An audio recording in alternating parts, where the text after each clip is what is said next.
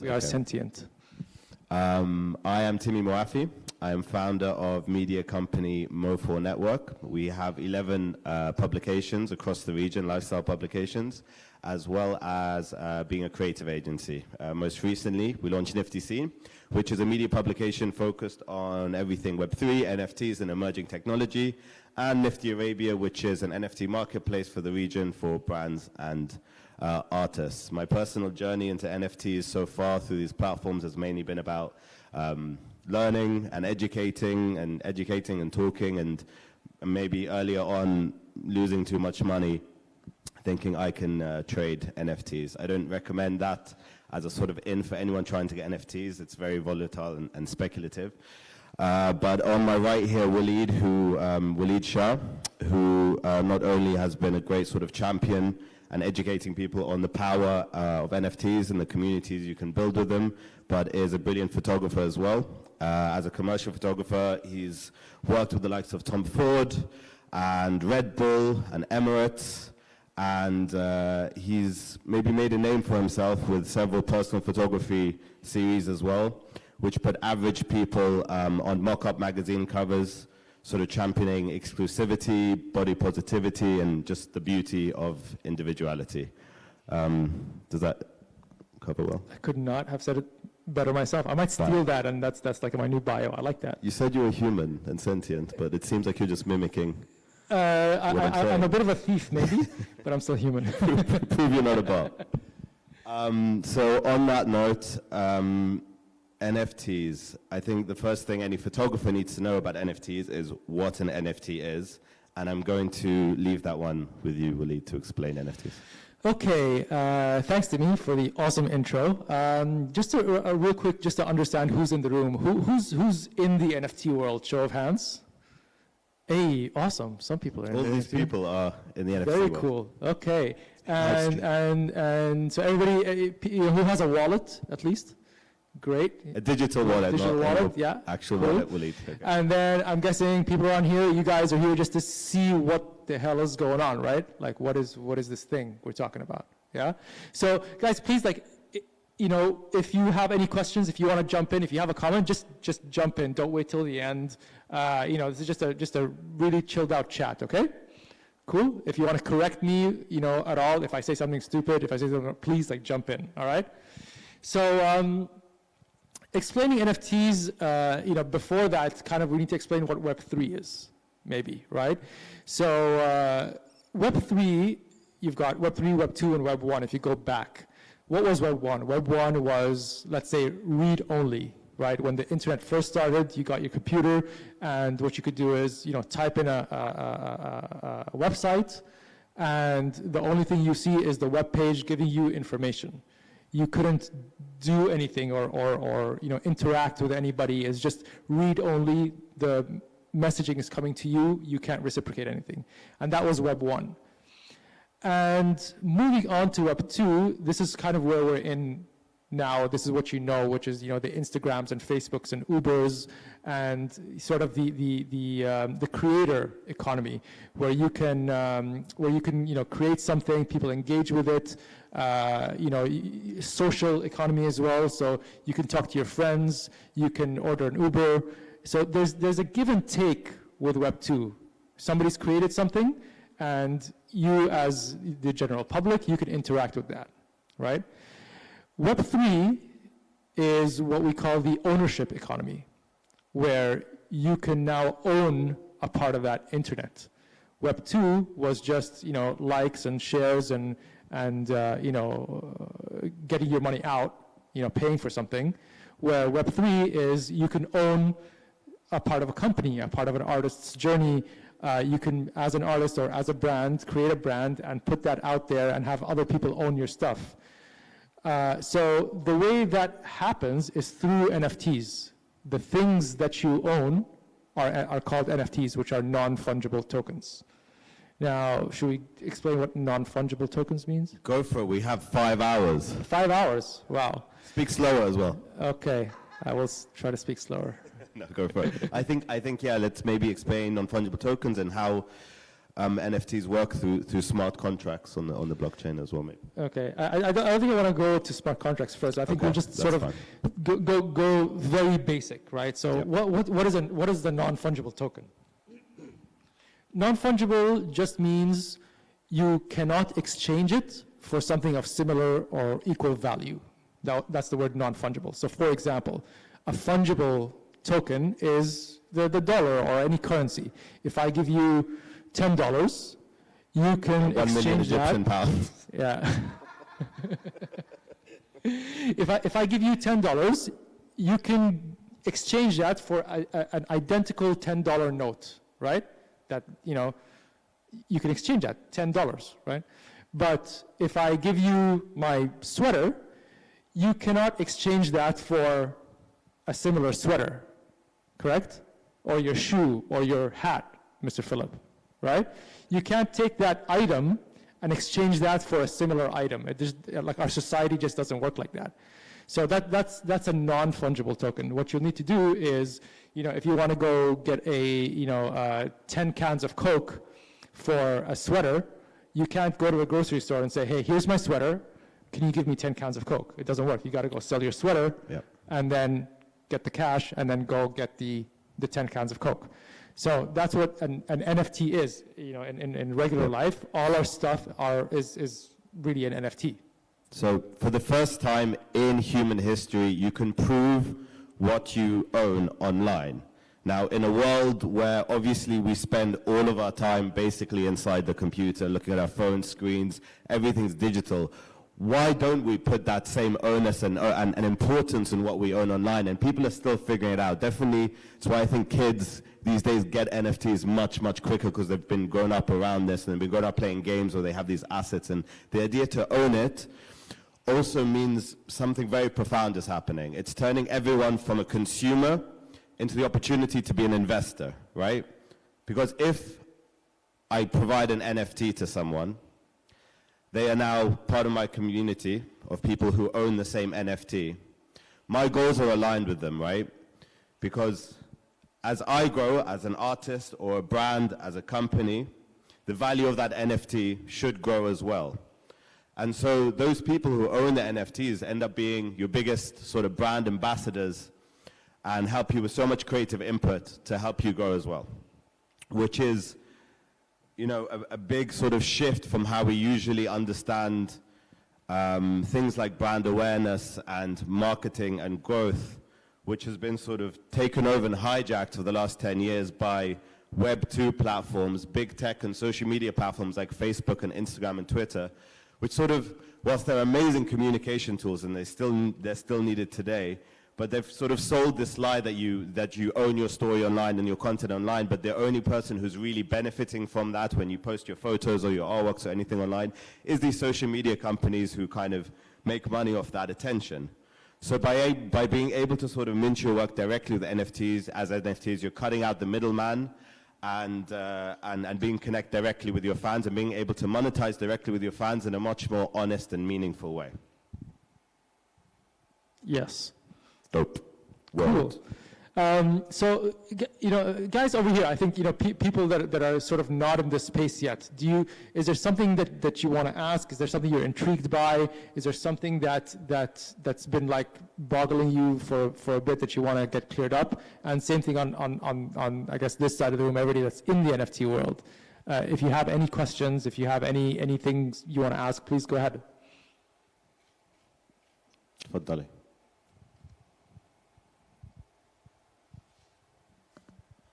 Hi. Hello. Why do we still care? Oh, I don't care anymore.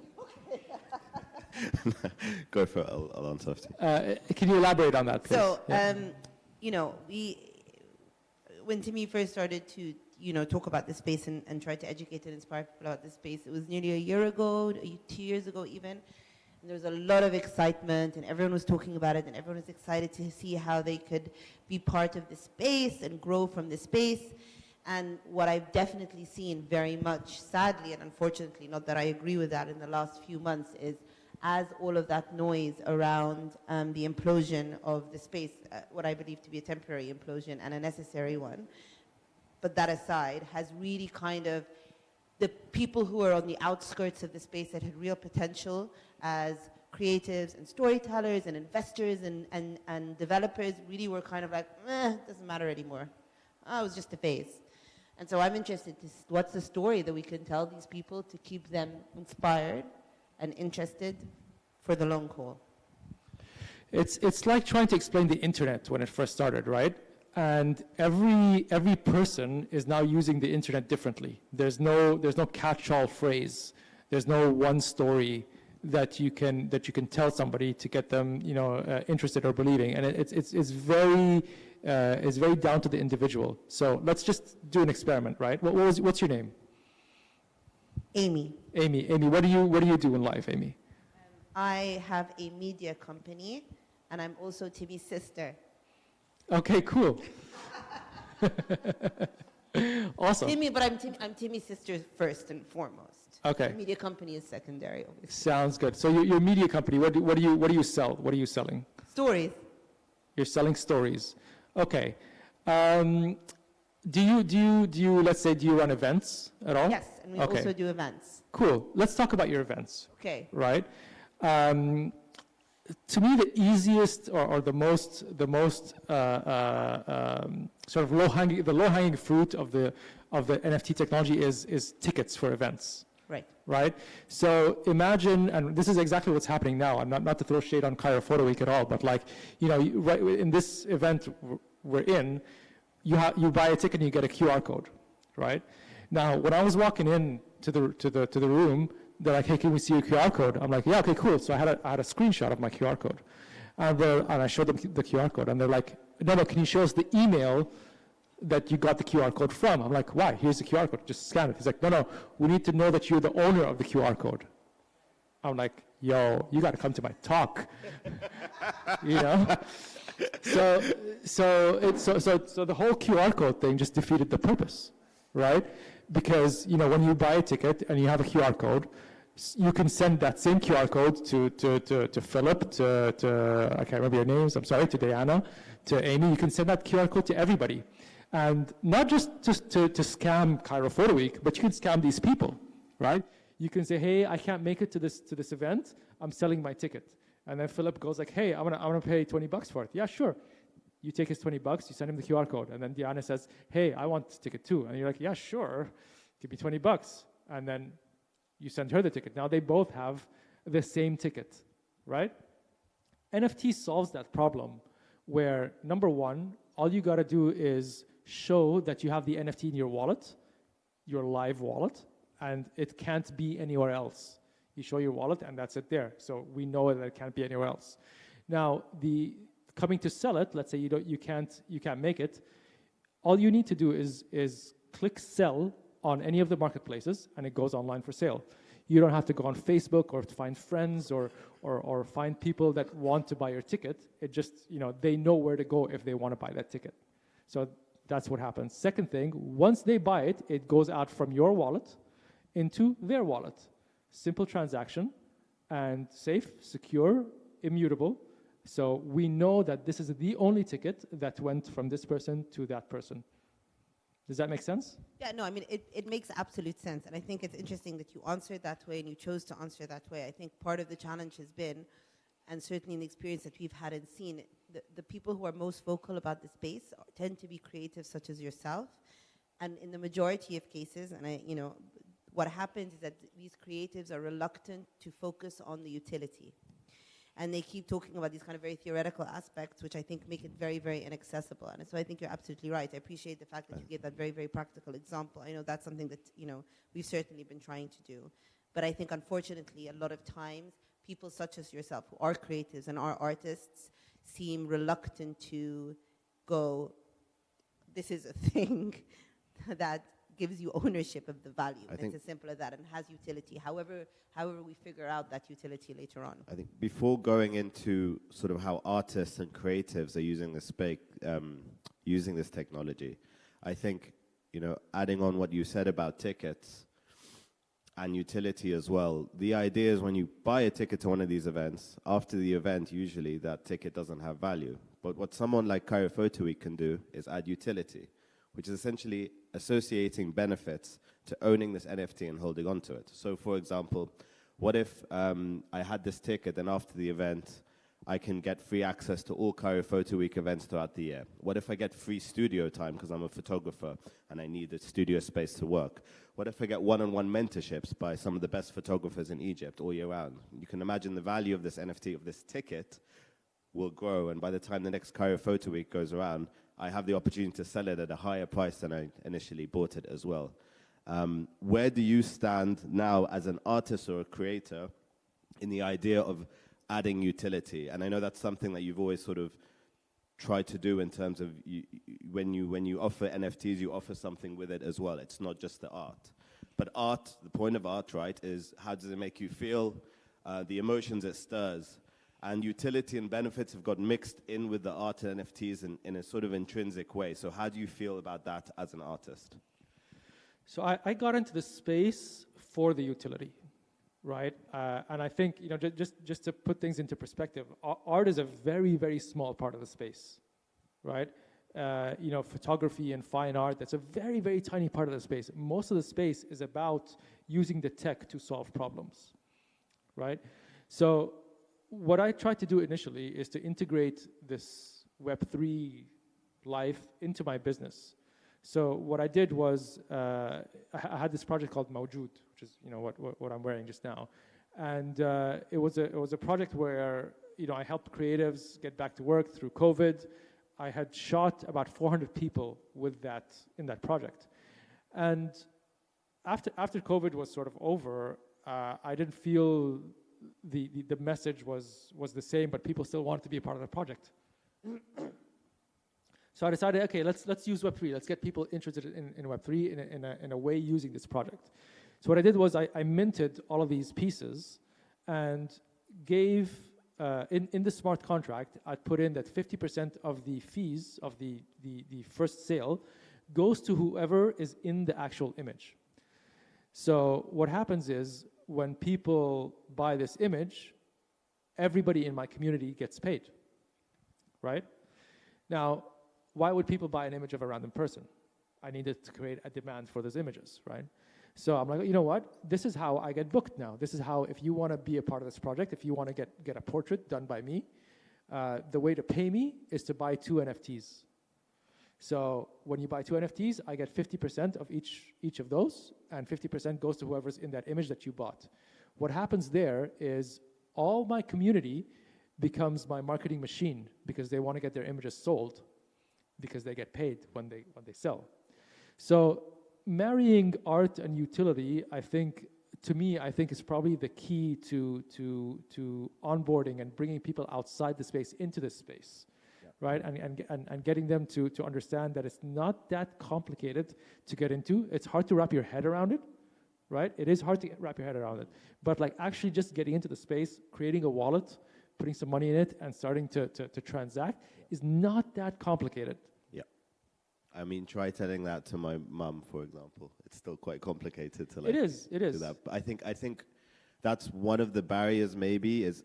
It's not complicated. If you just sit down for 10 minutes, you'll figure it out, I think. But people are intimidated by that. And maybe the issue is some of these technical barriers, the idea of signing up for a wallet, getting crypto, filling your wallet, the minting process or the purchasing process. I think that technology needs to become more maybe streamlined for people to use this more in their daily lives, right? Yeah, definitely. I think we're struggling with a UI UX problem. More than anything else. It's just a UI UX problem that somebody will eventually solve. There's going to be a better way.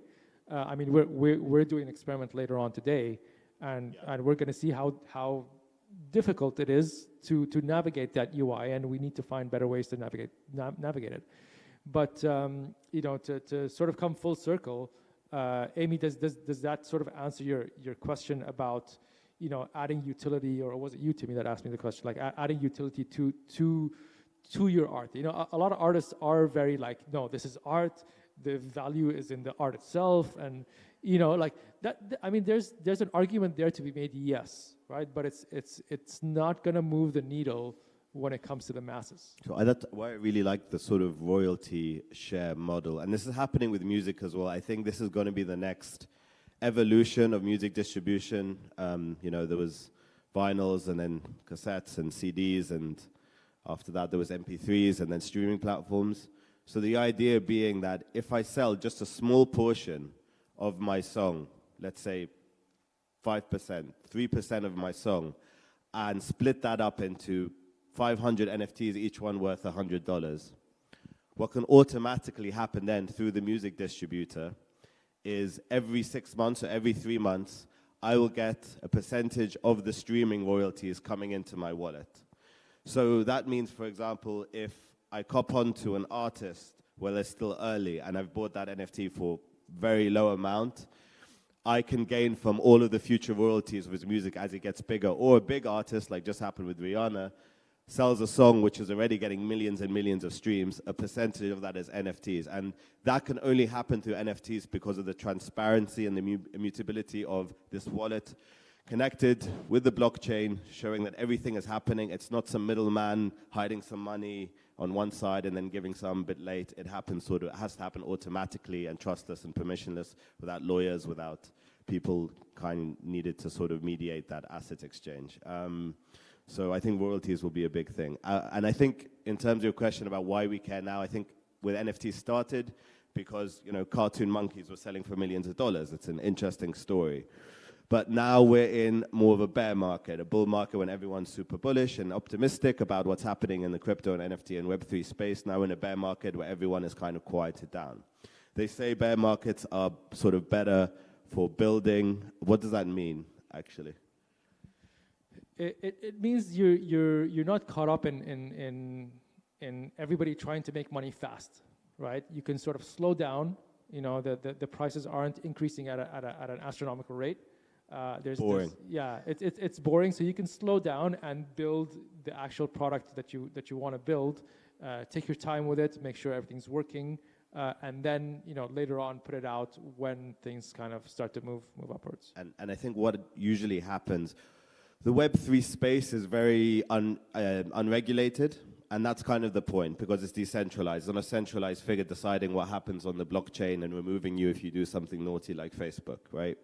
But then that opens up a sort of Pandora's box when any sort of new technology comes about like this, where there's money, where a lot of people come in terms of scams. And scams have given NFTs a really bad name. People's wallets being drained. But at the end of the day, you can't hack a blockchain. This is basic human error, which has been happening for years with things like phishing, where people clicking on the wrong links. But that sort of unregulation has kind of caused an issue whereby people are afraid to get into the space in the first place, or a brand won't touch NFTs because there's the perception that it's kind of scams. What do you think needs to happen to sort of alleviate people's fears that this is not a scam, or that perception? I think it's just general adoption. So, for example, I just fell for a scam, not in the not in the NFT world, just a regular credit card scam, like 2 or 3 days before I came. And what I want to say here is it's the same, let's say, percentage of human beings that are trying to scam you outside the space versus inside the space.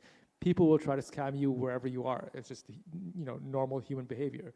So we're all very savvy at this point about what a credit card scam looks like, right? Like, somebody will contact you and say, even though I did fall for it 2 days ago, but they had like really good information to get me to click on a button and pay for something. Basically, I ordered something, and the delivery, I was supposed to pay what's it called, like a small delivery fee. They had the same airway bill number on the scam as my real airway bill number, and the same amount. So it felt scammy, and I went and checked my actual references. It was identical. So they had all this information. So I clicked on the thing, and they got my credit card info and tried to buy some stuff, and so it happens in the real world as well. Now, in time, just like we know what a credit card scam looks like when it comes in, we will eventually know what an NFT scam looks like when it comes to your inbox. I know what that looks like now because I've been scammed twice on the NFT space, probably 3 times, and so I know what a scam looks like. Now, when it comes to enforcement, it's almost the same if you're in sort of the right countries. So if somebody scams you, you know, with a credit card scam, you're in Cairo and they're based in Vietnam, there's really not much you can do, right? There's really not much you could do. Yeah, I mean, right? It would take a die-hard crazy person to go to Vietnam and try to look. But if somebody in Egypt scammed you with a credit card scam in Egypt, there's something you can do. They can go and find the person and lock them up. It's the same thing in the NFT space. If somebody scams you in a completely random other country, then there's not really much you can do. But at least now in the US, if there's a US-based scam and the person that scammed you is found to be in the US, they go and lock this person up. You know, it is still fraud. And that's starting to happen as well with people who have scammed in the NFT space. Exactly, yeah. There's people in jail because they scammed other people. So it's the parallels are there, right? It's the same thing that happens in the real world or IRL, and the same thing that happens in the NFT space. It's just the fact that it's new. Go ahead, Philip. Can we get Philip a microphone? Is somebody holding? Get the man with the crazy hat. Phone. Okay, super conversation and very important question about do people care? And I think they do. And I'm just wondering, in following with what you're mentioning, it's kind of the difference in a bear market of people participating versus just spectating. Right, you know, Good like point. the spectators of the monkeys yacht. What do they call the monkey yacht? Bored ape, yeah. Well, yeah, you know, that stuff. I think turned a lot of people off because Beeple getting $69 million for his work, which is wonderful for Beeple, but most artists say, okay, well, how am I going to cash in on that? But from what you're saying, it appears that people are. Once they get the understanding of the wallet and the access to the system and so on, then they are participants in it. Like Absolutely. you mentioned about the events, you become an investor in the art, whatever it is, membership and so on. So, yeah, can you Absolutely. talk about that a bit I think as well on that moment is it's made. For people who do love art, it's made collecting art just so much more accessible in a way and spread it so much more, because that's always traditionally been a kind of gated community of affluent people who can afford to go and buy and enjoy art. But through digital ownership, it's spread art in a more interesting. It's not, most of it's not good art. A lot of it is trash and cartoons. But there's a lot of amazing art which has been exposed and found out about through NFTs. And because the price points aren't crazy at the beginning as well, because they're digital assets, I think in the future they might be. But yeah, definitely there's more people participating and people who are serious about this technology rather than people who are in it for a quick buck now. And I'd also like to ask you that idea of the image of people and then 50% going to the capture of the image and then 50% to the subject of the image. I'm hoping you can expand on that for us in Conscience Land, because we have 3-finger photos, right? And you can see it on the net now. If you put 3-finger W, the tag, you can search them. But the idea is, now that I've learned what you're doing, imagine if we could share the growth of Conscience Land and this addressing the SDGs and saving the world and all that kind of fun stuff, with profiting from spreading the message and image-wise through Instagram and the rest of it. So hopefully you can elaborate on how you did that so that we can learn from idea. you. Give to earn or like share to earn. I can expand on how I did it, but I'm not sure if I can expand on how you're thinking of doing something. I didn't quite catch what. So what you're saying is not only will you be giving money to charity, but people involved can also make some money as well. Well, that's it. So you make money by sharing more. By sharing and producing, crowdfunding NFTs, for example, that focus on the issues and get participation. That's the main thing, is this participation and not just spectator. I mean, I don't see you being able to do that on the smart contract level. But I mean, that's exactly what PFP, profile picture communities, are doing. So, for example, you know, when you buy Timmy, what do you have? You got a Deadfellas, right?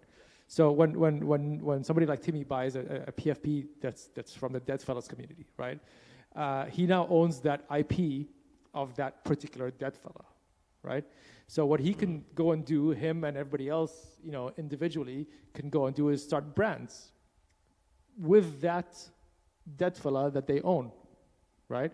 And then when they start that brand, the value of the whole community's PFPs starts to rise.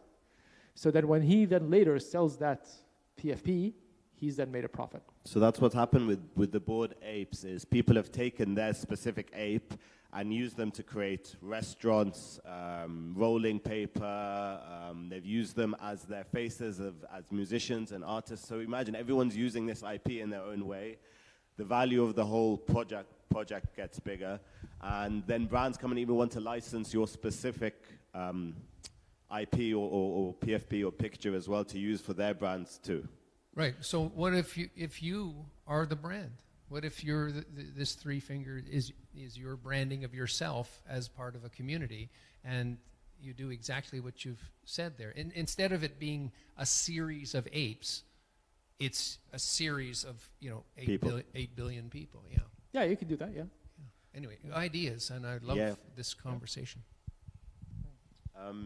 I think let's take it back and really, really basics. For anyone here who wants to start an NFT collection or wants to create an NFT, I think that's, how do you do that? What do you do? Actually, like, what are the steps one does? Yeah, okay. So first off, before you get into the technical aspects of it, you need to get on Twitter and for sure. speak to the community that's available on Twitter. There's another platform called Discord, which is sort of like Slack, if anybody uses Slack. But there's different channels that you can go into like for forums, different. An open sort of forum. Yeah, like a forum. So before the technical part is actually the sort of easier part that you can wrap your head around after you sit down with somebody that knows what they're doing. But the hard part is building a community of people around you that believe in the same thing that you believe in, that would buy into the project that you want to put out. Now, if it's a project like Mr. Phillips here, he's got a project that would require a lot of people to believe in it and buy into it so that it takes off, right? However, if somebody like Diana here, photographer, she doesn't need that many people to believe in her to buy her product. She just needs 5, 10, 15 people to believe in her art, right? So it depends what you're doing, really. Are you trying to put out a big project that serves a mass community, or are you trying to put out a small project that serves 1 or 2 people as an art collection? So figure that out, first of all. Then comes the technical part. I think as well on what you said about Twitter is absolutely correct. If you want to get into that space, social engineer your feeds as well to be following all these relevant people who are in the NFT space to understand and learn more. Yeah. So after that, after you've figured that part out, that's the hard part. The easy part is minting. It's called minting when you create the NFT. It's maybe 2 steps more than uploading a picture on Instagram, literally.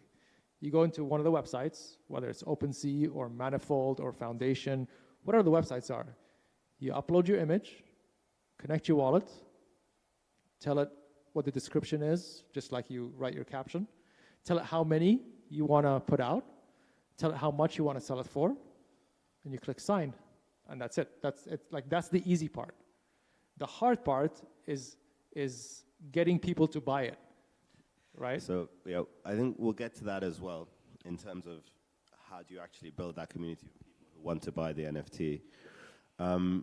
So I've created my wallet, like MetaMask, and then I go to any of these websites. Now, why do you choose which, or how do you choose which websites that you're going to use to mint your work and as a photographer, and how should people choose? Because there's a lot of options now. You have something like OpenSea, which is a supermarket essentially, which aggregates all the NFTs on certain blockchains. And then you have more websites which are more curated, like Foundation, Super, etc. So how do you choose where to mint your work? It doesn't matter. It does matter. It doesn't matter where you mint your work. It matters. Well, yeah. Sorry, let's scratch that. It does matter where you mint your work. Actually, I don't really know that the group is very like divided kind of thing. Like a lot of people have experience, a lot of people don't have experience. So the next part is quite technical. So I apologize for everybody that isn't in the space, but I'll try to keep it as simple as possible. So with smart contracts, when you mint something, you are creating a smart contract. A smart contract is an agreement on the blockchain that you cannot change that says, when you buy this, you will get X and I will get Y. That's it, right? That's a smart contract.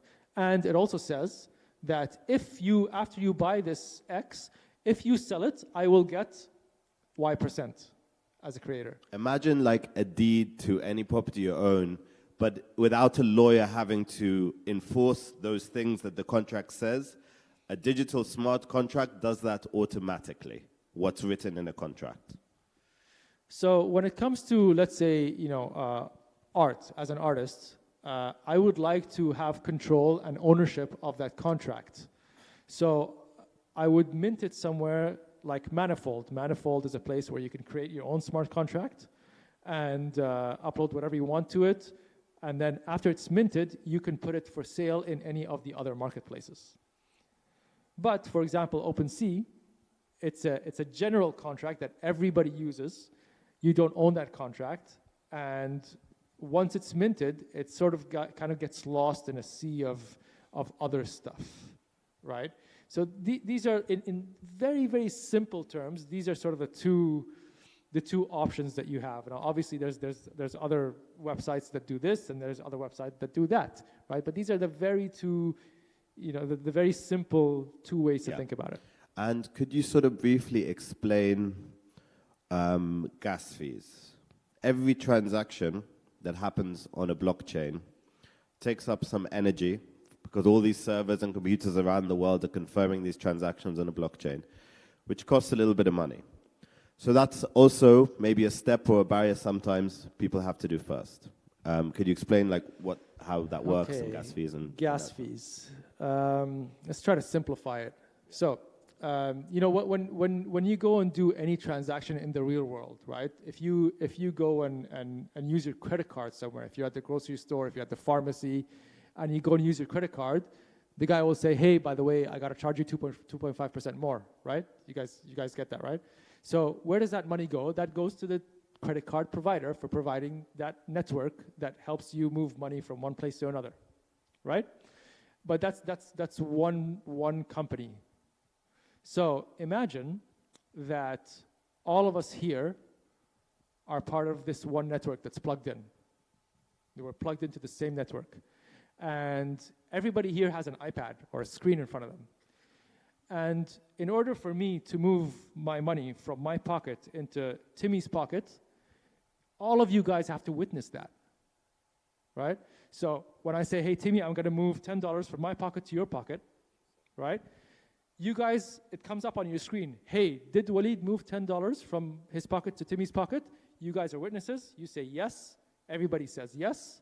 And that money goes from my pocket to his pocket. Now, you guys can't be just sitting there doing this for free, right? You guys need to get paid, right? So that transaction, in order for that to happen, I need to pay all of you guys to tell the world that you have witnessed this transaction. Does that make sense? Yes? No? Any questions? Yeah. So I think, and different blockchains, so different networks of all these servers, cost different gas fees, right? But that's always, I think, especially in Egypt, those gas fees are paid with crypto, the crypto which the blockchain is based on. In somewhere like Egypt and a lot of places, crypto is heavily regulated. So how do you go about distributing your NFTs. So there is also something that a lot of these marketplaces provide or offer, is something called lazy minting. So what that means is essentially, I can upload my images. They're not officially on the blockchain yet, but someone who does have crypto, someone who does have digital currencies can go and purchase it, and they are the ones who are going to pay these gas fees to put it onto the blockchain to all these people. So anyone can mint an NFT, or at least upload to mint an NFT from anywhere in the world. And also, a lot of these marketplaces now are making it so you can use your credit card or debit card to purchase these NFTs, and they do all the blockchainy stuff in the background. So I know for people who are like afraid to connect and deal with digital currencies in certain regulated spaces, there are options as well. Yeah, and my issue with lazy minting is that you don't own your contract, right? So another way to do it, I mean, once you have crypto, you're in the system. You can start to move around. So even in heavily regulated areas, you can still, find somebody that will give you $10 to mint a piece. Yep. We're all around in the community to help each other. So if you get on Twitter and you have a project, if you have an artwork that you want to put out and sell, you can show it around and be like, hey, does anybody want to collect this? If somebody wants to collect it, be like, look, man, I can't get my crypto. If you send me $6, $7, let me mint it, and then you can buy it. And then you're in the system. Yeah. Should we talk about photography? Because it's Cairo Photo Week as well. Oh, yeah. And I happen to be a photographer. Perfect. Yeah. What a great coincidence. So what is your general sort of overview of photography and NFTs, and why photographers should be looking into this space? I mean, I feel like there's one thing to say about it is, if you imagine when Instagram first came about and social platforms first came about, and the people who kind of started building their communities there ended up being much more powerful later on. I think there's an arbitrage now of the amount of people distributing their work as NFTs, and there's huge opportunities that come about with that. So kind of what are the opportunities there for photographers in this space? Have you been to that exhibition? I think the Egyptian photographer, was it Ibrahim Farouk? Is that his name? The one with the music legends. Yes. Yeah, I know of it. Yeah, he's photographed all the presidents, and So imagine you're one of these photographers that's photographed like certain moments in history, whether it's political, whether it's music, whether it's culture, and you photograph these moments, right? And after your career's done, after you've passed, what happens to these images? They sit in an archive, right? Yeah. And later on, your kids, and this is what's happening with this photographer, later on your kids realize how important the work you've been doing is, and then they put up an exhibition. However, what's happened is you kind of didn't really monetize on this awesome work that you've put out. Your kids aren't monetizing on it, and it just kind of sits there for people to just look at and appreciate, but you don't really get any monetary benefit from it. So imagine that you're part of this, either cultural movement, political movement, whatever other movement that you're part of, and every time you create something, every time you take a photo, every time you create a piece, you mint it on the blockchain. And even if you don't sell it today, right? Even if let's say, if we had Kulthum with us today, right? And she wasn't really that famous at the time, right? And I was a photographer shooting Kulthum, and I'm minting my stuff on the blockchain of all these Kulthum pictures. And then Kulthum blows up later, which happened. Those images become very, very valuable. And whether somebody wants the first photo taken of Kulthum officially minted on a blockchain would be worth a lot. Exactly. So then what happens is that somebody buys that image. Imagine somebody buys that image for, again, I like the word $10 because it's easy to digest. $10. At the time, she wasn't famous. We put this out. Somebody bought it for $10. But then the more she got famous, the more somebody kept selling that image over and over. So it went from me to Philip. Philip sold it to Diana. Diana sold it to Amy, who's not here right now. Then Amy sold it to Omar, right? So everybody starts to sell it to each other at higher and higher and higher prices. But what happens is I've got in my smart contract that every time it gets sold, I get 10%.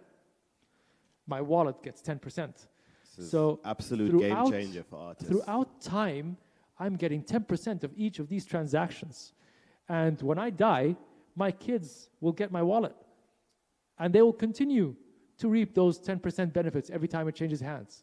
For the end of, my generation, my bloodline, let's say, So imagine the other way around. What happens if Mr. Rembrandt, famous painter, or Da Vinci, paints a painting and sells it on the street at the time when he was painting it for $10. Today it's worth what, $100 million? Does Da Vinci or Rembrandt's family get any of that money? No, because there wasn't blockchain involved, because nobody's paying them royalties every time that changes hands. So that's the problem that blockchain and NFTs solve. It's not a new cool thing. It solves an actual problem. So, for the first time in history, after an artist sells their work, they can keep reaping the benefits from their work every time it's sold on as well. What do photographers... Oh, go ahead, yeah. And just because it's so exciting what you're talking about, I have hundreds of thousands of images up on the, on Flickr and Google and all this stuff. This process that you're talking about, this is the history of our projects, of my life, all that kind of stuff. Not that that's so interesting, but it is what you're saying. There are moments and there are photographs from my portfolio, let's call it, that would be possibly worth something, especially after I'm dead. And the process to do that would be through sort of downloading it off the Flickr so that it's not available anymore, or? No, you don't have to take it off anywhere, right? So imagine, you've got, you painted a painting, right? And you've got, 1 million photographs of that painting circulating around the world that on posters, and you don't have to go and take all those down to sell that painting, right? The painting is the original.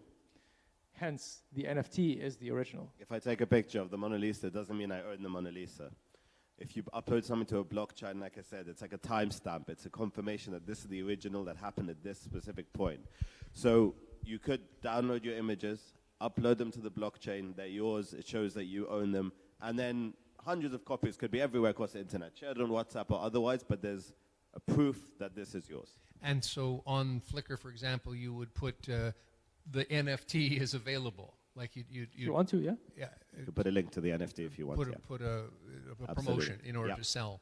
Yep, absolutely, you could do that. The hard part is not getting them on the blockchain. The hard part is getting somebody to care enough to think your stuff is valuable and buy it. That's the hard part. Of course, like all artists, of Yeah. course. But this mechanism you're talking about has the potential to make struggling artists who are having trouble with mid journey, into get some money out of their portfolio, get some. Yeah, it's fantastic. Thank you. Before we get into sort of how you go about selling NFTs, what do photographers have to lose? They're posting their pictures on Instagram anyways. What do they have to lose by minting their work? Nothing. $6 a photo, what, you know what I mean? What boggled my mind recently? I try to collaborate with people. I collaborate with my subjects, my models, and and I try to pick people that are familiar with blockchain, even on the surface, because it's so much easier for them to understand that, hey, when I mint this thing in the smart contract, I'm going to give you 15%, right? And it boggled my mind when I was first starting to do this. I wasn't picking my models that way. I was just, picking whoever and then try to explain it to them. And a few of them were like, no, I don't want to be on the NFT thing. I'm like, what? Why? She's like, no, we're doing the, I get everybody to sign paperwork. She's like, no, can you remove the NFT thing? You can only use my images on social media. You can't sell them as NFT. I'm just like, are you kidding me? She's like, yeah, I'm only comfortable with social media. But if you're going to make money from it, even if you're going to give me, I'm not comfortable with it. But everybody can see it on social media, that's fine, but not on NFT. I'm like, it boggled my mind. I'm just like, I don't understand how to explain this to you. So on social media, you kind of almost lose ownership of your work. Like, there's some fine print on social media. Hey, Instagram or Facebook can use this to advertise and can There's literally exhibitions have happened of people literally just taking random celebrities' Instagram pictures and making an exhibition out of them, right? So anyone, yeah, you have nothing to lose. If you're making art, if you're taking photos, you might as well mint them. But then it comes to the hard part of actually selling NFTs. Selling NFTs is quite hard because it's still quite new to a lot of people.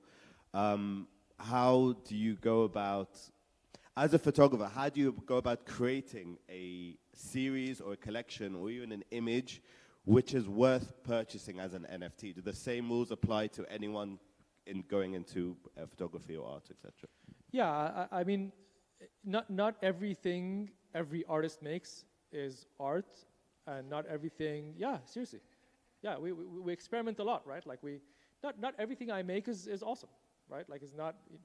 So you have to choose as an artist, like which thing is part of your permanent awesome what's legacy. Your thing? Like what's your thing, So not every time I take a photo, I'll be like, yo, I'm gonna mint this, somebody's gonna buy it. No, it's not like that, And just like any artist in the real world, like when you curate an exhibition as a painter, you've probably got like 100 paintings in your studio, right? And they're all like mediocre and stuff, but like there's like these 10 that are just amazing and go together and tell a narrative and so these are the ones you put up, and these are the ones that you market to sell, right? So I think it's important to have a narrative or story behind these NFTs to give people a reason to buy them, right? Or can I just take a bunch of cool pictures right now with selfies on stage and convince people? You can, right? Like there's no rule, right? But the general sort of like the general expectation is it's the same as the real world. Like whatever's working in the real world will probably work, in Web3. So that's from an art perspective. I know you've had some success also working with brands in the NFT space. So what opportunities are there for photographers to be getting into the NFT space? Because brands are sniffing around as well. So the opportunities are very strange to sell the brand on, right? And what I've been trying to do is to make Web3 and blockchain more palatable for somebody that's outside the space. So what we're doing together is something that I've been doing, over the last maybe 6 or 7 months with different brands, where, we'll call them normies, right? People that are outside the space that Muggles. Yeah, sorry? Muggles? Muggles? Yes, like the Harry Potter term. Okay, I haven't heard that one. No, but yeah. It's a tough crowd. Sorry, carry on. Trying to get people interested in the space just to explore through their own photograph, right? So everybody likes Instagram, right? Everyone's like, oh, I want to post this on Instagram. How do I get my photo to post on Instagram? All right, cool. Well, how about at an event, at an activation, at a brand launch, you always have a photo booth and a photographer there at the photo booth. He takes your picture and then, sends it to you later, so you post it on Instagram. Cool, we can do that. But how about you post it as a digital collectible on Instagram? Is that cool or not? Oh, really? How do I do that? Well, you got to create a wallet. Oh, man, I got to create a wallet. I'm like, yeah, you got to create a wallet. Let me show you how to do that. Cool. And then we quickly show them how to do that. Okay, now you got to connect your wallet to Instagram. Oh, crap, man. How long is this going to take? Like a minute. It'll take a minute. Oh, and that's the reaction you get, right? And then, okay, cool. So what happens now? Well, we'll take your photo, and then tomorrow you'll find it in your wallet. On Instagram, you click post as digital collectible, post as an NFT. And you now have your own NFT of yourself in your wallet. And that starts to spark conversations like, whoa, so what do I do with this? So the next day, 2 days later, I start to get DMs. So what does this mean? Like, I don't understand. I'm like, what do you mean when you don't understand? What is there to understand? It's like, so do I own the photo? Do you own the photo? I'm like, no, it's in your wallet, so you own the photo. This is your image of you, and you own that. Now, so she's like, what can I do with it? You do whatever you want with it. You want to post it, you want to sell it, you want to burn it, you can do whatever you want it. You own it. I have no control, right? But the cool thing is that in the description, you know how you write a caption on Instagram? In the caption, it already comes automatically with whatever we put in when we mint as the creator. So when we do our event, it'll say, Cairo Zoom, Nifty Scene, Cairo Photo Week, we did this, blah, blah, blah, and who's involved and who's the creator. So when somebody posts something as an NFT, everybody who needs to be credited is credited. No one's like, hey, you didn't mention me. Can you take that down? Can you blah, blah, can you at me? So it solves all that problem. And what the brands can do then as well is, because all of these photos are minted on a blockchain on a specific contract, they can reward everyone who participated in this activation by airdropping them or giving them free NFTs in the future, which could be anything. They could be discounts to shoes, they could be access to cool events, and that's the idea of how you sort of build a community. And just to go back a second, a muggle is someone who's not a wizard in Harry Potter. Gotcha, thank you for that.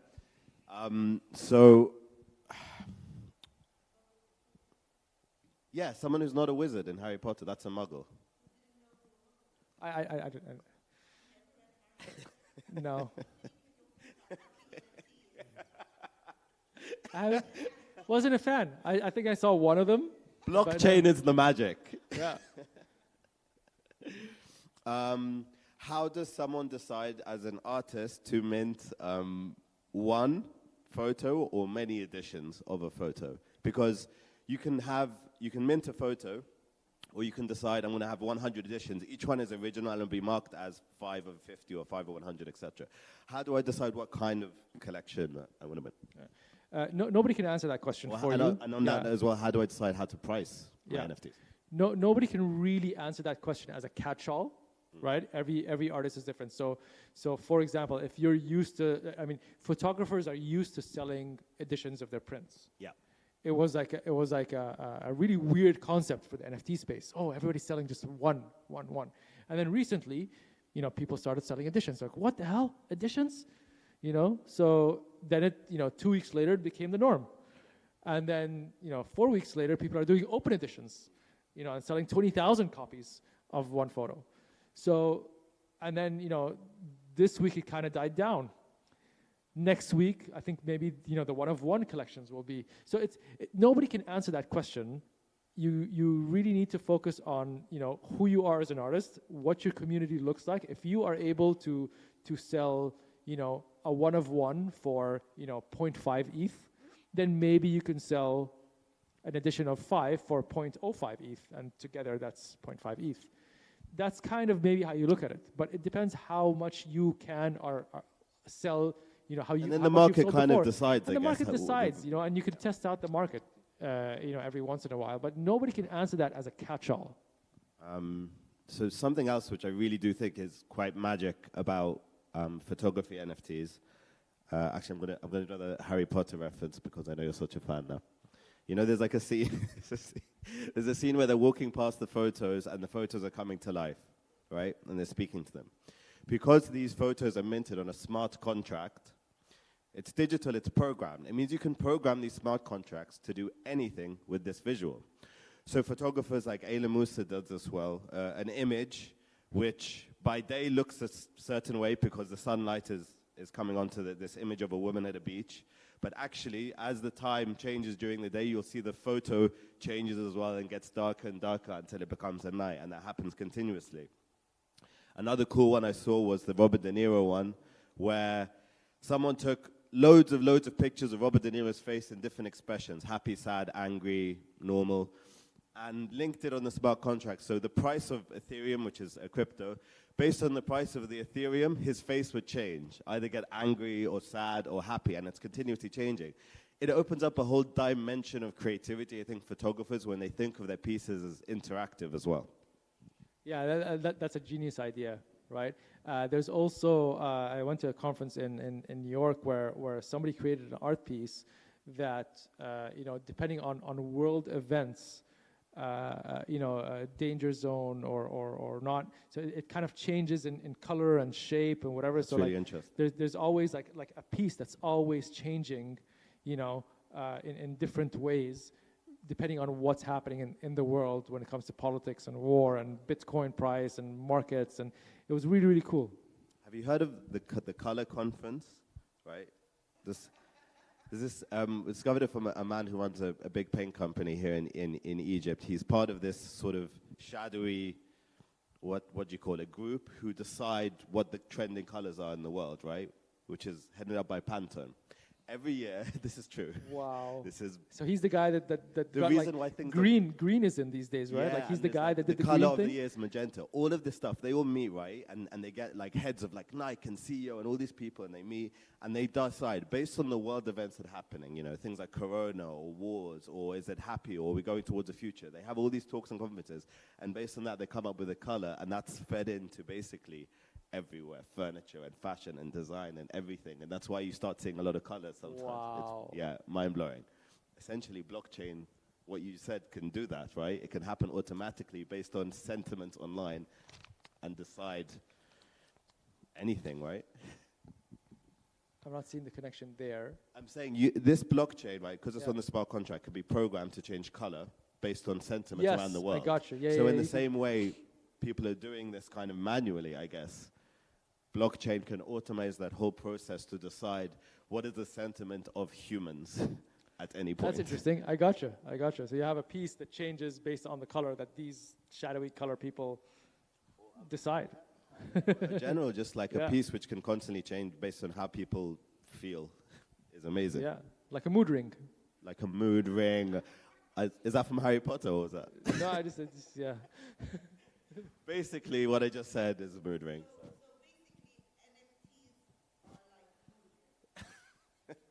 That's what you got? That's what you got out of this whole conversation? NFTs are like mood rings? We failed, Timmy. We failed. I think we're not running out of time, actually. 4.5 hours left. Ahmad, go ahead. People, Ahmad's got something to say. Go ahead. go for it. Wait for the mic because it's on the live stream and Yeah, all the the 8 people, need to hear 8 million you. people in the world that are watching just now need to hear your question. Is someone connected to the YouTube? Is there anyone watching and maybe has a question as a comment or something? Oh, that'd be cool. Do we have tech support? Could you check? Yeah, can you check? And if there's no one watching, just Yeah. lie and tell us. If there's under 5 people watching, just don't say anything. just We just make up a question. But okay, go ahead. go Ahmad. ahead. So, I mean, you had kind of touched upon this, like the whole adoption thing within the community and how sometimes the process seems a bit daunting at first. And I feel that from a customer perspective, from like a consumer perspective, from someone that's not in the NFT space, a lot of things, a lot of solutions seem redundant or unnecessary. So like, for example, like the NFT ticketing thing. It's great on blockchain because of the transparency of it and because everything is recorded and because of the security. But for example, in Europe, there is this platform called TicketSwap that basically does just that. And for a normie consumer who's not in the NFT space, it's really easy. I upload the PDF with my ticket. Someone can buy that and I get paid back. Now, blockchain can make that process a bit better, but it is more daunting and there's a bit of a barrier of entry into getting into that. So then, what do we as a community and what do we as people building within the space kind of need to do in order to, one, make it more consumer friendly and consumer centric, and two, kind of shed light on how is it better or how is it like superior? I think that's a great question, man. So I was speaking to Anas Burton from ArtStyle, and he put it in a really, really nice way, where he said, he gave me an example. He's like, do you know how the water gets to your tap? Does anybody know? Do you care? You don't care, right? You don't care about the piping system. Yeah, but you don't know. Like you don't know where this water came from, how it's getting to your tap. You don't know, and you don't need to know. All you need to know is when you open the tap, water comes out, right? So blockchain needs to reach to a point where it just becomes the piping system of what we do, where you don't need to explain how blockchain works for somebody to be able to use it, right? So why is the tap a good example? Because the user interface of the tap is so simple that anybody can use it. You look at a tap, you know exactly what you need to do to get water out of that. You just lift up or twist, right? Like that, these are the two options you have, right? So the same with any tech. The user interface needs to get to a point where you don't need to know you're using blockchain. You don't need to use the word blockchain or NFT or crypto or whatever it is. Right? So as a builder, what I would love to see is a very easy, super nice interface that when you want to sell something, you can sell it to anybody with, credit card, with crypto, with whatever the hell you want to sell it to the person with. And the person can also sell that thing with whatever 2 clicks that they need to sell it. And they didn't need to know it's called an NFT. They don't need to know it's called blockchain. It just happens.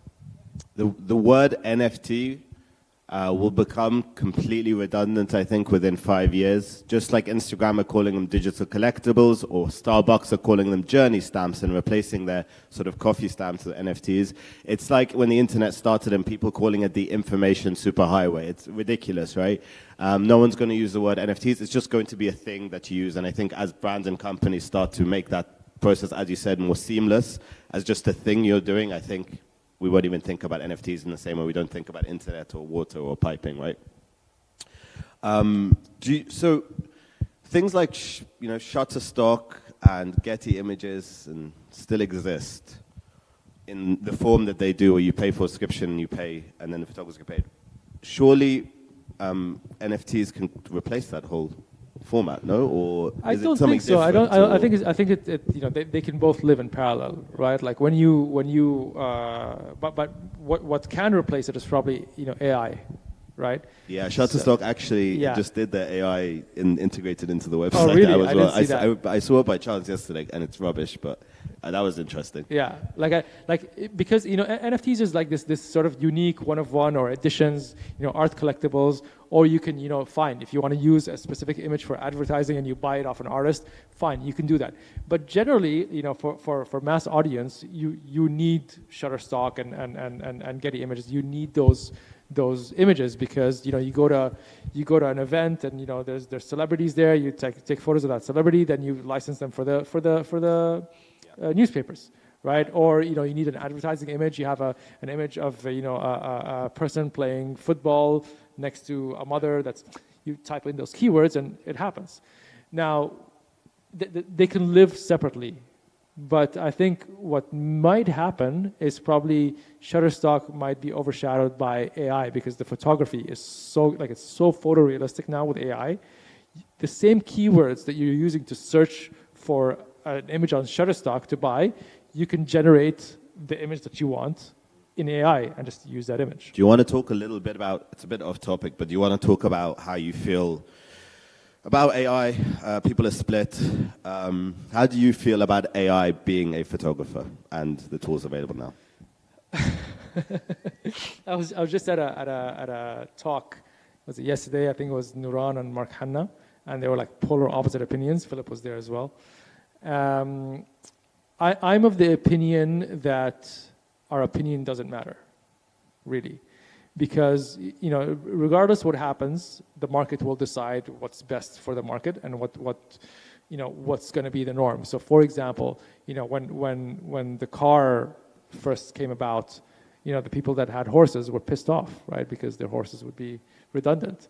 But the person riding a horse can also be the person driving the car, right? But there's just you need a lot less of them. The same thing, electricity when it first came about. When right now, like solar energy versus hydrocarbons. Anything that's new and takes away jobs, will be perceived as a threat. And I think that's what AI is doing right now. People are threatened because they feel like their job might be redundant, and some of it will. So, for example, I'm a commercial photographer, and I get briefs from clients to shoot their campaigns. usually before, a year ago to 5 years ago, the briefs would include a hand-drawn, mock-up of what they think the shot should look like. Right now, it's all AI generated. That guy that used to draw these doesn't have a job anymore. You can storyboard completely The through. the storyboarding is over. The guy that does the storyboard, he's done. Unless that guy uses AI, then he still has a job.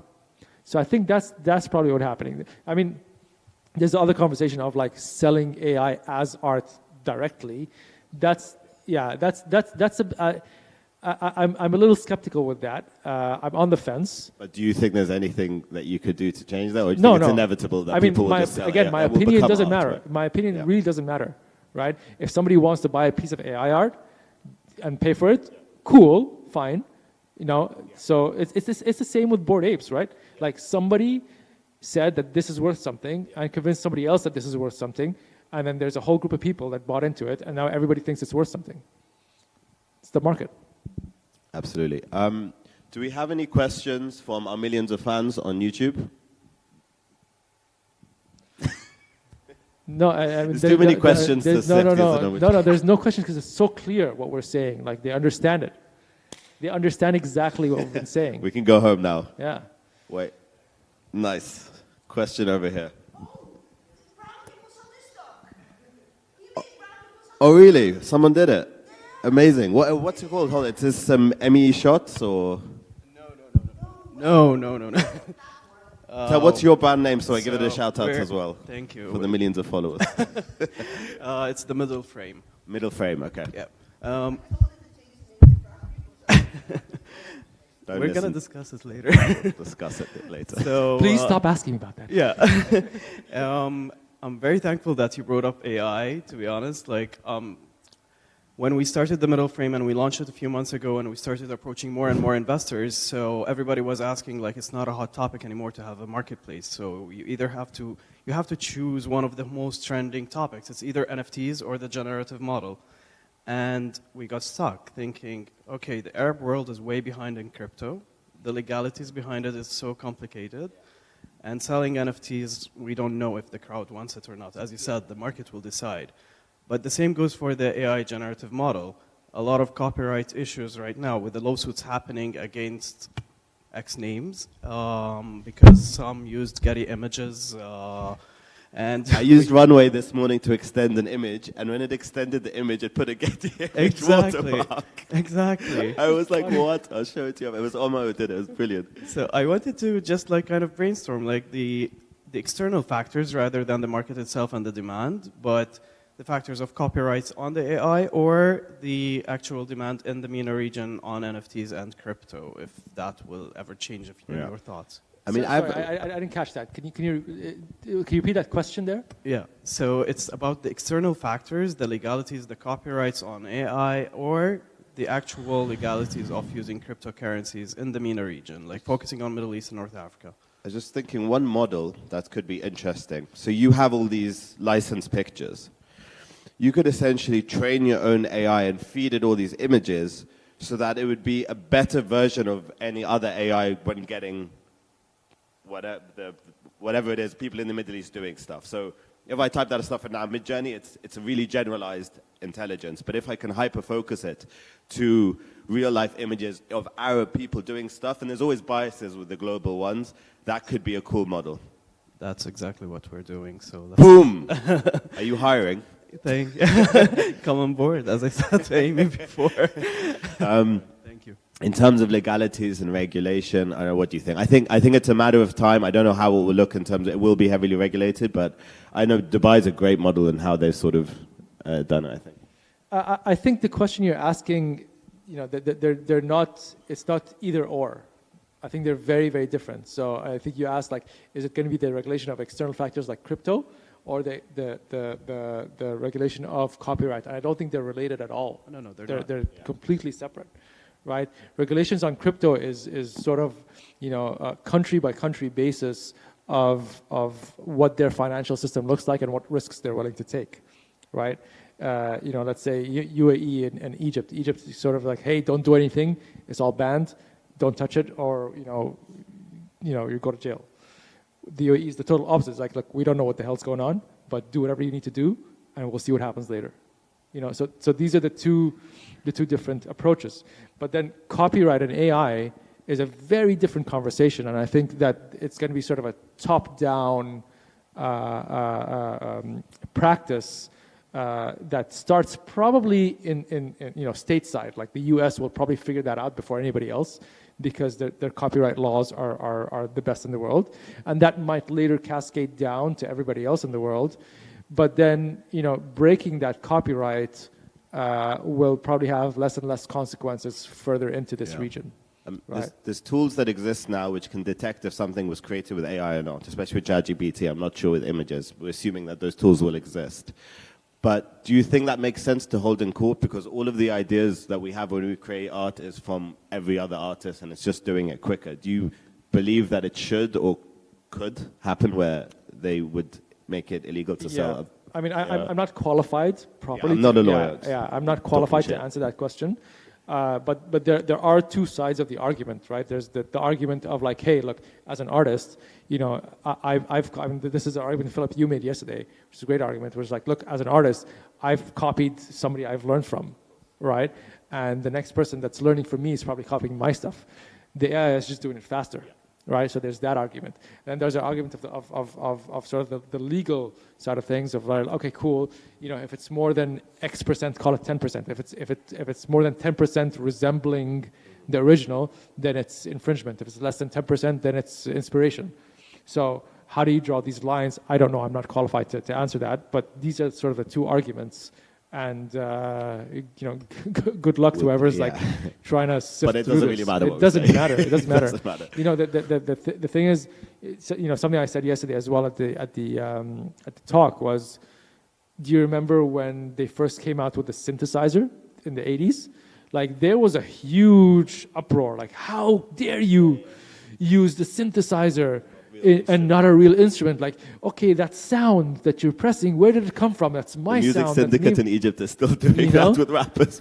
And I'm just like, okay, cool, fine, but like this is a non-conversation now. Like it's not even a topic. And I think at some point that whole AI conversation will probably become like the non-existent synthesizer conversation. What's your payment model? I assume people pay for pictures, right? Pay to license those pictures? So yeah, but it's not subscription based, it's package based. But yeah. Could you essentially circumvent those regulations by every time, if you get the picture, you pay it, but you also get airdropped for free the NFT of it? So people don't have to deal with crypto. Okay, that's interesting. We didn't dig deep into the NFTs and the crypto, but that's interesting. It depends. I mean, do you license them for a certain period of time, or is it when I buy something, it's mine? I know it's of course like it's licensed for a period of time. Yeah. It's not exclusive either. And, then you can't go the NFT route. Yeah. No. Maybe a different set of photos. Yeah. How are we doing for time? Are we chilling? Should we wrap up, or what's going on? 30 minutes. All right, we're here. We're here if you want to hang out. If you have questions, we're just kind of I don't have any questions about Harry Potter. I'm not a big fan, but I know more than many. What? It's not your talk. Does anyone have any other questions? Go on. Are there other questions? Philip, did you bring your own mic or something? Yeah. I'm messing with you, man. I hacked it. I hacked the system. Actually, I'm an AI avatar. I'm not even here. Plugged into the system. But this, this is such a good talk because really we need to know these things. There is an absolute inflection point of history right now with the with the AI elbow and the NFTs being creators can deed their property. I mean, or their creations. I shouldn't say property because it's not. There is no such thing as property. Yeah.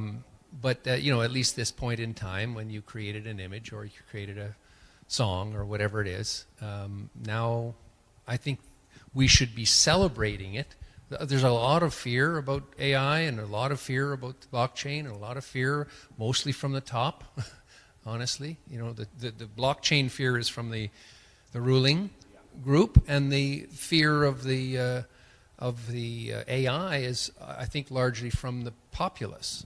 From the artist community, yeah. Yeah, so maybe more talks like this can sort of allay these fears on both ends, because we're not trying to bring down governments, we're just trying to make a living. Yeah, I think it's difficult to change what seems inevitable. As humans, we've always tried to, I guess, recreate ourselves in an image one way or another, and this is just a more efficient version of that. When the internet came along, everyone freaked out.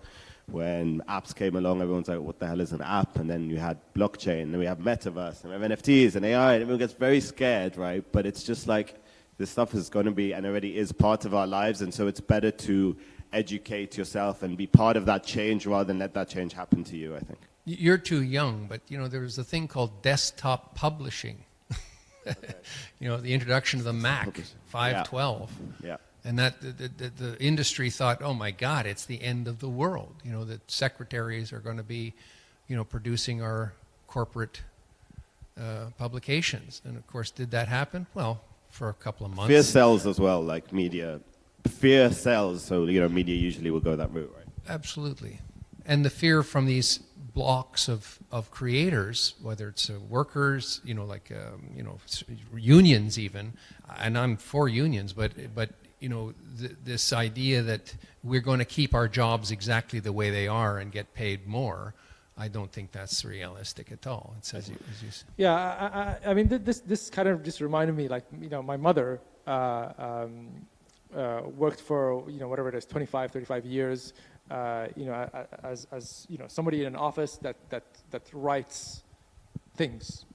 She started off on a typewriter, right? So, you know, she type out, you know, documents on a typewriter, and then there was the introduction of the computer, and she had the decision to make, either like adapt or lose the job. So she had to adapt. Then, you know, going into, okay, she's got to, you know, now look at spreadsheets and be able to create Excel spreadsheets. So what the hell? You know, I got to learn this now. So again, like, adapt or you're out of a job, kind of thing. So I think this is sort of a hyper, you know, hyper example of what happened in the past is what AI is doing. It's just so much faster. It's just happening so much faster, right? It's either like, look, you know, if your job is replaceable by AI, either learn to drive the AI or you're done.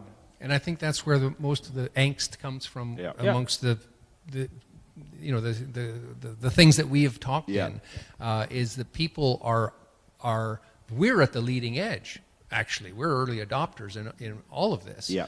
But we're also concerned that this inflection point, this exponential growth, is just it's crazy. It's beyond us. Yeah, I think there was a Future of Jobs report that said 85 million people will lose their jobs to AI by 2025, but 97 million jobs will be created. So obviously, it's the type of jobs that will change. For example, we run all these media publications, so as soon as ChatGPT came about, we very much, hey, everyone's got to try these tools, try them out. Don't just use ChatGPT to write an article, because it's going to be not very good.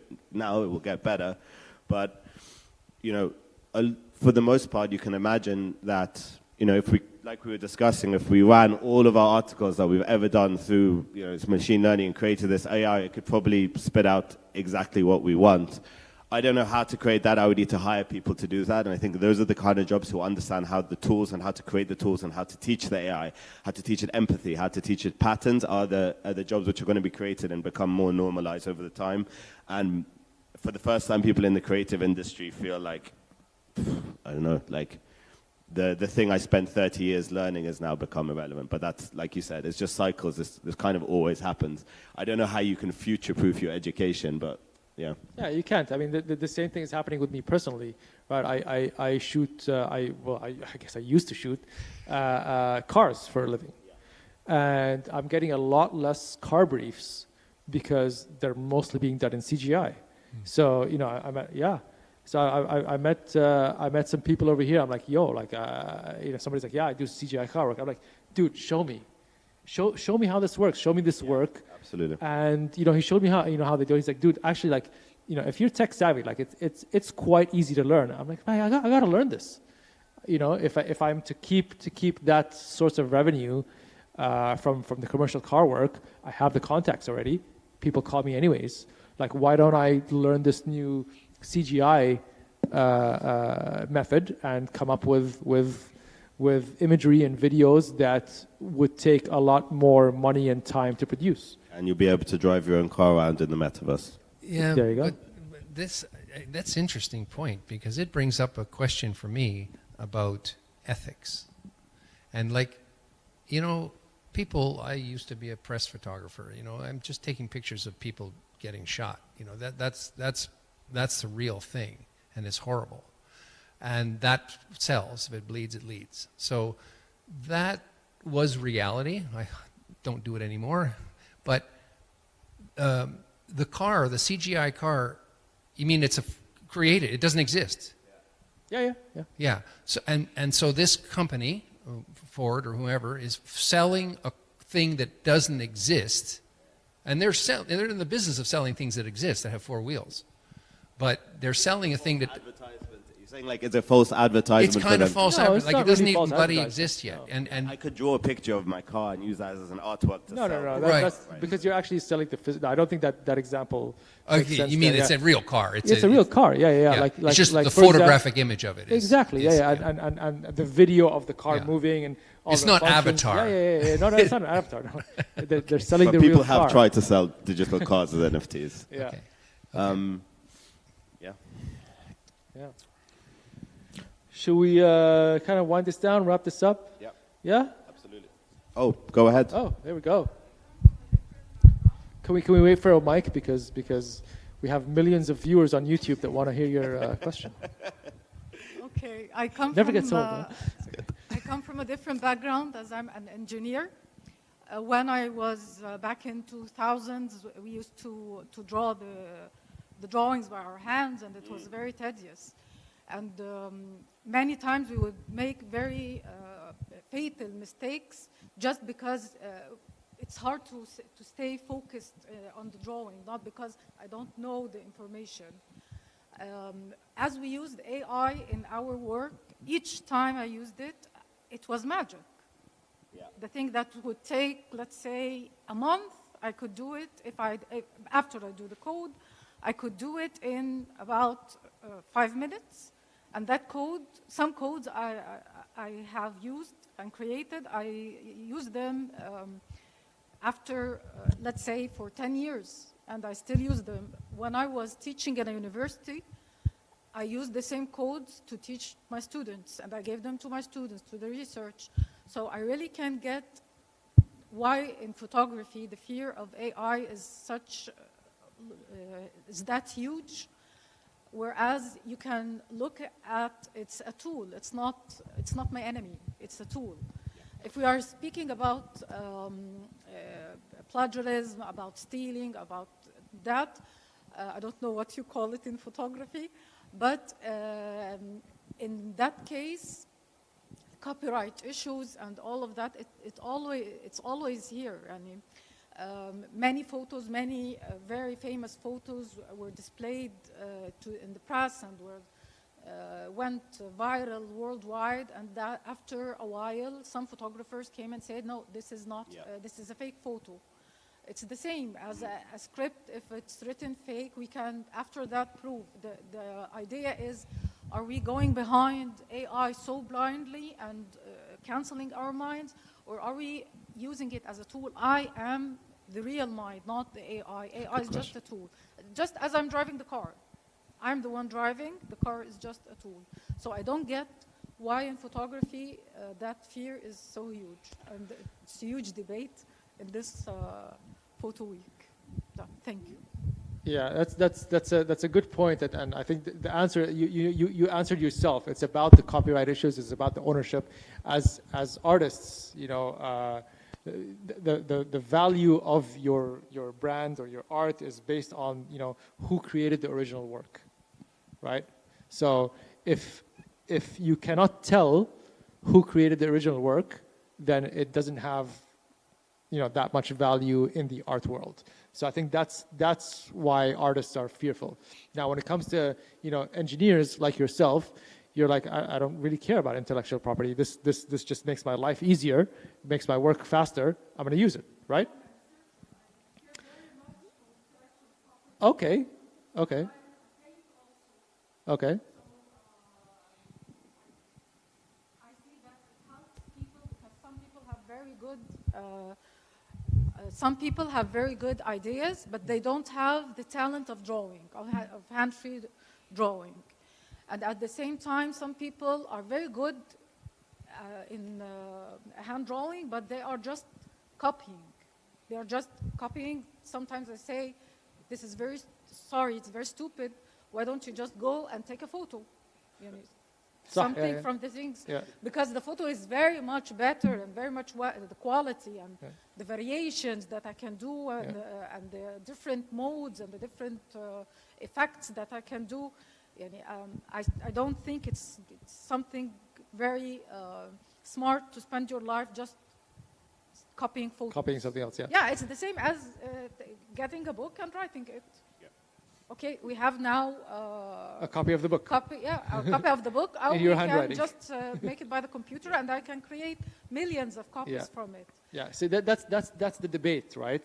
That's like what you're saying is exactly the debate that's happening. Is like, hey, am I creating something new or am I copying somebody else's work? Yeah. That is the debate, right? I mean that AI opens new channels for people that they can't just draw because they can't. They can't. I would agree. People who don't have the traditional education can now use these tools. But they have good ideas. For example, my mother gives me always, since I was a kid, very, very talented ideas. She directs me. She's the director. Yeah. Okay? But I'm the one drawing. The same is for AI. Who will create an AI, he's the director of the work. And he's creating something new and something smart. Why not? That's exactly you're in your question, you are giving the answer. So like, these are the two sides of the argument. It's like, hey, I'm the director. I'm putting in the prompts of the AI, but it's my work. I'm telling the AI what to do. Just like, if I'm a director and I tell the director of photography what to do.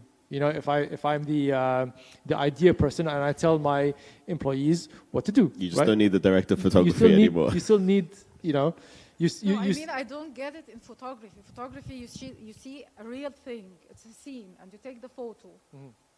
What can AI do in that? You can create that scene in AI. But it's not the same. It's never the same. Yeah, I know. It's never the same. That's the debate. No, that's exactly I mean it. It's so easy to know that it is. I think nowadays with the tools available and people who know how to use these tools, I know a handful of people in Egypt who can easily recreate this exact scene now through text prompts. Right? It will take some time, but they can do it probably within a couple of hours. Continuously learn.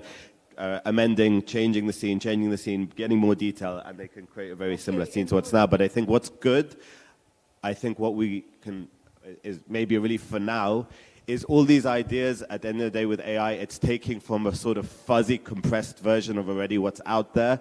And I don't think anytime soon AI will be able to come up with actually original ideas, and I think we would be scared if that starts happening and it becomes sentient and starts coming up with creative and new ideas. For now, it's really just, like you said, it's a quicker tool to use either for inspiration or to make things more efficient. But I think it would be more the quality of the work, and it would be more easy than he just get a photographer, take the photos and use them, because photography itself has very, very, let's say,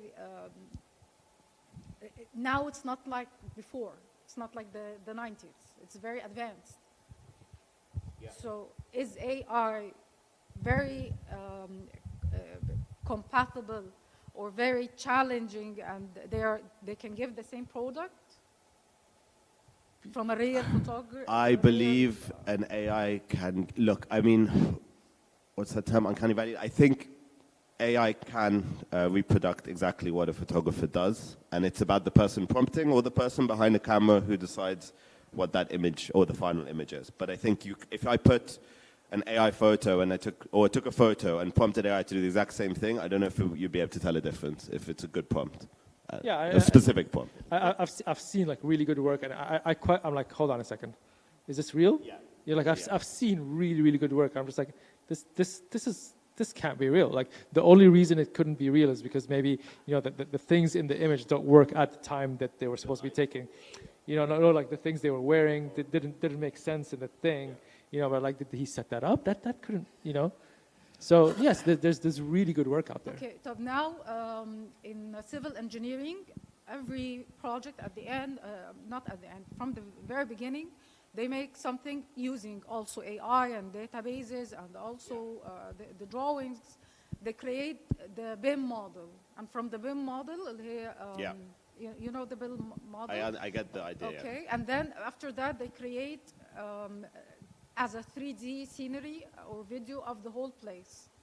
But definitely it's not like if we saw the BIM model of the Grand Museum, for example, and we visited the Grand Museum, the details are huge. How can an AI model get all of this without being fed by the original photos? They do need to be fed by... They need to be fed. So the first very creation will never be deleted. This is kind of what we're saying is I don't think an AI can come up with something original. It has to be fed an idea, a photo, or several million photos, right, to get something similar.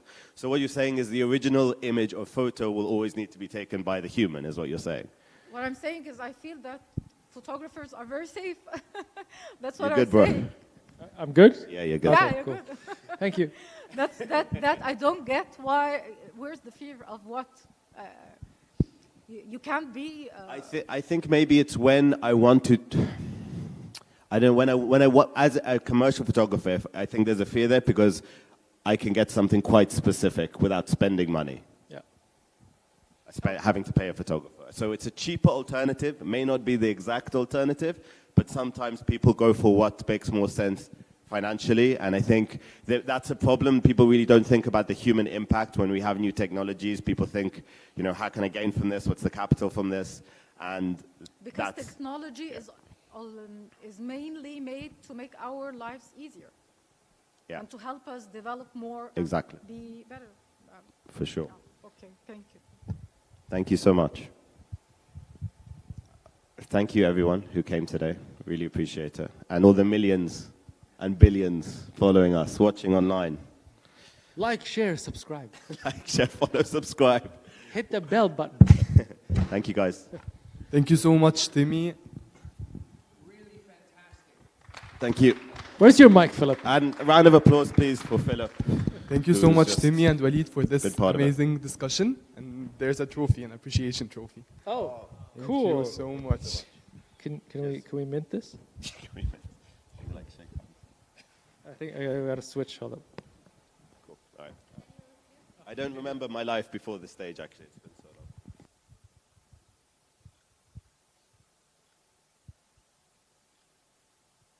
I'd also like to, as you're now awarded for Cairo Photo Week, I'd like to congratulate you as citizens of the country, because you know you have that country.